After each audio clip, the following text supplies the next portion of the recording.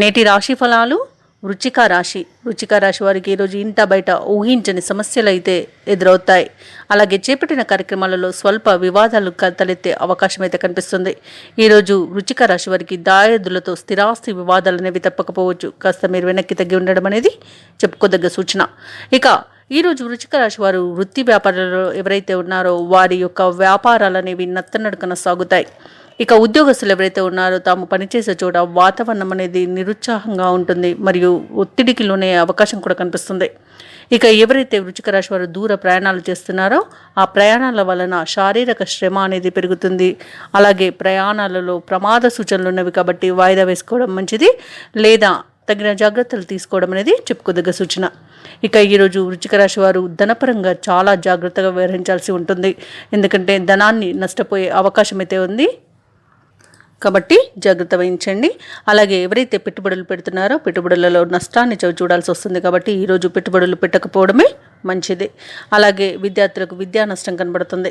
విదేశీయానం ఎవరైతే చేయాలనుకుంటున్నారో వారు ఈరోజు మానుకోవడం మంచిది. ఎందుకంటే అడుగడుగున ఆటంకాలు ఎదురవుతున్నవి, వెళ్ళిన పనిలో కూడా విఘ్నాలు అనేవి కనబడుతున్నవి. ఇక ఈరోజు వృశ్చిక రాశి వారికి కుటుంబ సభ్యులతో విభేదాలు కలిగే అవకాశం కనిపిస్తుంది.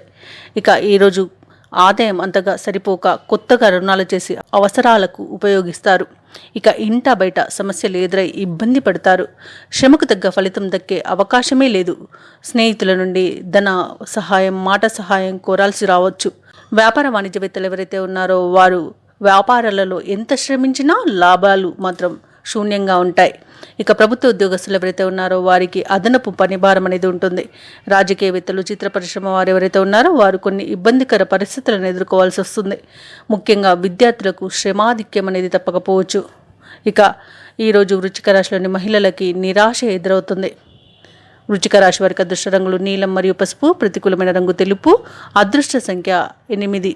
ఈరోజు వృశ్చిక రాశి వారు హనుమాన్ చాలీసా పారాయణం కనీసం 127 సార్లు చేయడం వలన మంచి శుభ ఫలితాలను పొందుతారు. అలాగే పనులలో వచ్చే ఆటంకాలని తొలగించుకోగలుగుతారు. ఈ వీడియో నచ్చినట్లయితే లైక్ చేయండి, షేర్ చేయండి, అలాగే సబ్స్క్రైబ్ చేయడం అస్సలు మర్చిపోవద్దు. అంతా శుభమే జరుగుతుంది.